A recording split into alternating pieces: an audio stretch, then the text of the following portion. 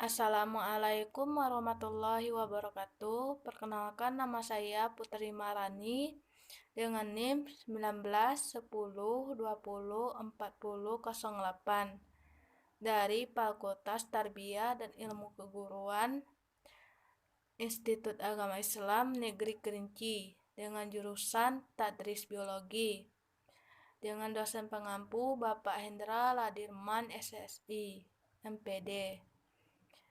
Di sini saya akan membuat video dalam mata kuliah yang sama, yaitu biologi konservasi. Adapun pokok pembahasan kita pada kali ini adalah konsep spesies dan inventory spesies. Pertama, saya akan menjelaskan pengertian dari spesies itu sendiri. Spesies adalah sekelompok organisme yang dapat berkembang biak satu sama lain di alam dan menghasilkan keturunan yang subur.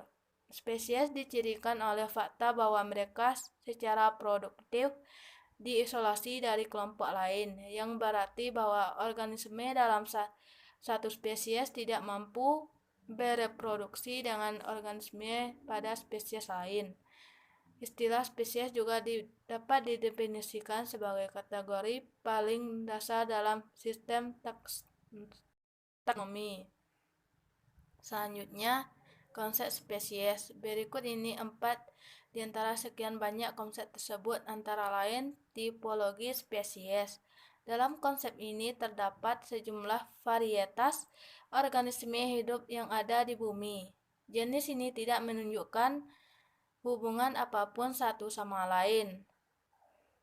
Varietas semacam itu disebut sebagai spesies. Ketimpangan ini dianggap sebagai fenomena yang tidak penting dan tidak relevan. Aristoteles dan Plato mengatakan konsep ini dapat filosofi mereka pada tahun 1954 dan Plato kain menganggap konsep tipologi spesies sebagai konsep morfospesies karena anggota spesies atau takson dapat didefinisikan melalui karakteristik esensial mereka. Atau takson dapat menyebut ini sebagai konsep spesies esensialis. Konsep morfospesies mengatakan bahwa suatu spesies dapat dibedakan dari spesies lain melalui ciri fisiknya dan dapat dikenali dari atribut morfologinya. Ini disebut konsep spesies morfologi.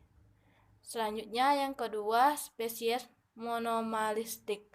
Konsep spesies monomalistik merupakan konsep yang dikemukakan oleh Occam beserta para pengikutnya yang percaya bahwa alam hanya menghasilkan individu spesies ciptaan manusia di alam.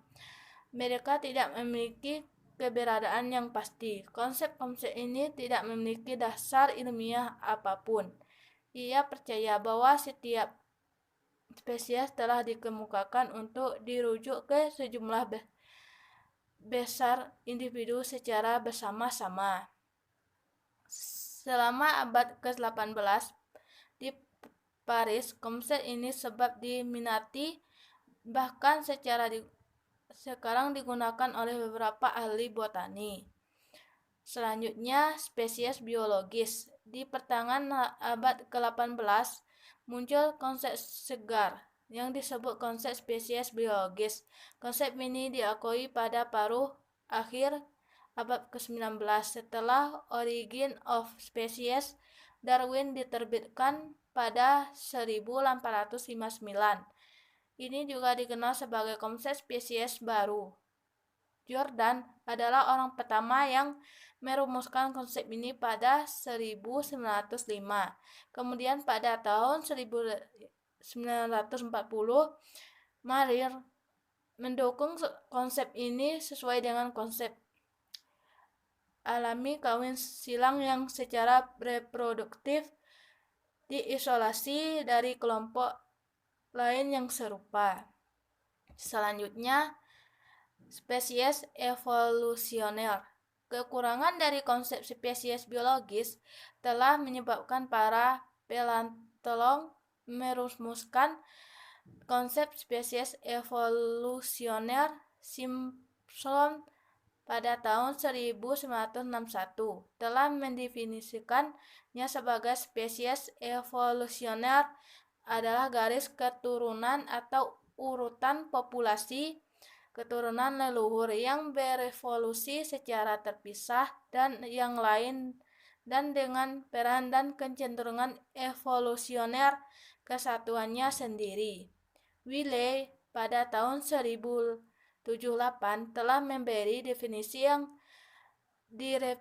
direvisi tentang konsep spesies evolusioner. Dia mengemukakan bahwa spesies evolusioner ialah satu garis keturunan dari populasi keturunan leluhur yang mengambil identitasnya dari garis keturunan lain dan mempunyai kecenderungan evolusioner dan nasib historisnya sendiri. Selanjutnya, contoh spesies. Berikut ini beberapa contoh spesies hewan, di antaranya yaitu sapi, platypus, lobster. Berikut ini beberapa contoh spesies tumbuhan, yaitu ekek biru, lili flamingo, dan ranti atau renca. Selanjutnya, inventory spesies.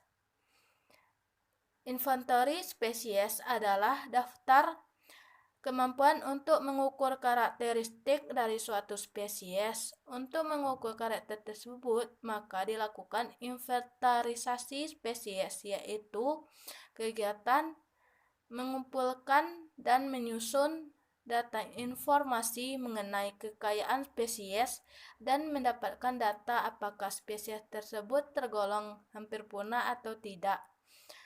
Inventarisasi juga bisa dikatakan suatu kegiatan untuk mengetahui keadaan atau kondisi spesies pada suatu wilayah. Hanya itu yang dapat saya sampaikan pada materi yang ke-6 ini. Apabila terdapat kesalahan dalam penyampaian materi ini, saya mohon maaf. Saya tutup dengan wassalamualaikum warahmatullahi wabarakatuh. Terima kasih.